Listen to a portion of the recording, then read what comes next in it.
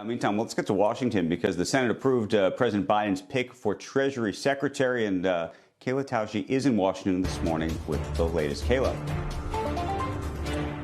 Andrew, good morning. Janet Yellen becomes the first female Treasury Secretary in the 232-year history of the department, the first in American history after sailing to Senate approval yesterday, an 84-15 vote, which was a much stronger bipartisan showing than even her 2014 confirmation to be Federal Reserve Chair. She will be the third Biden administration cabinet official to be sworn in, and a fourth could come later today, with a noon vote on the nominee for Secretary of State Tony Blinken happening then, just about 2 hours before all 100 senators are expected to be sworn in for impeachment proceedings to begin.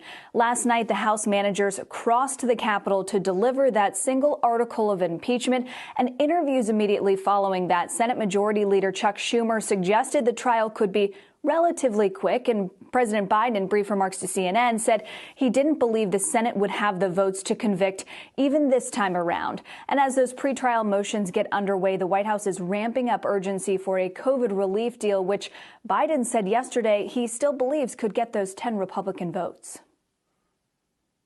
And I don't expect we'll know whether we have an agreement and to what extent the entire package will be able to pass or not pass until we get right down to the very end of this process, which will be probably in a couple of weeks. But the point is, this is just a process beginning.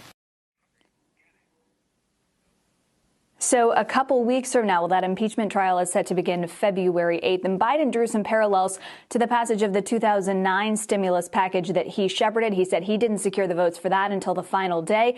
And he signaled he is still open to negotiating this, including that controversial income threshold for those direct checks, which a lot of lawmakers have raised concerns about and wanted to be changed. Becky and Andrew. Hey, Kayla, real quick. You know, we started this segment talking about the historic nature of Janet Yellen's confirmation as the Treasury Secretary. Do you imagine her role to be also the chief negotiator when it comes to the stimulus, for example? Historically, at least in the last administration, actually during many financial crises, the Treasury Secretary has played that role.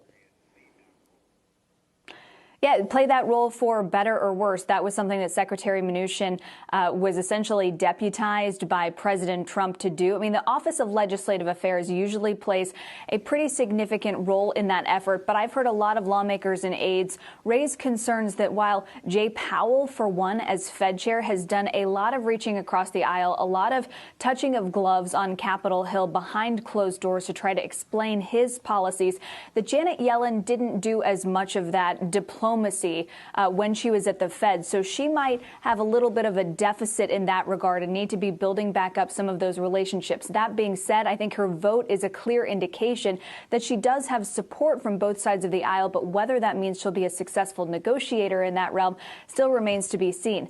All of that to be said, President Biden himself served for more than 3 decades in the Senate. The administration maintains that he has been on the phone working some of those relationships with lawmakers to try to whip some of those votes himself and do some of those negotiations. But they're still mum on exactly who he's been speaking to and exactly what progress that has made.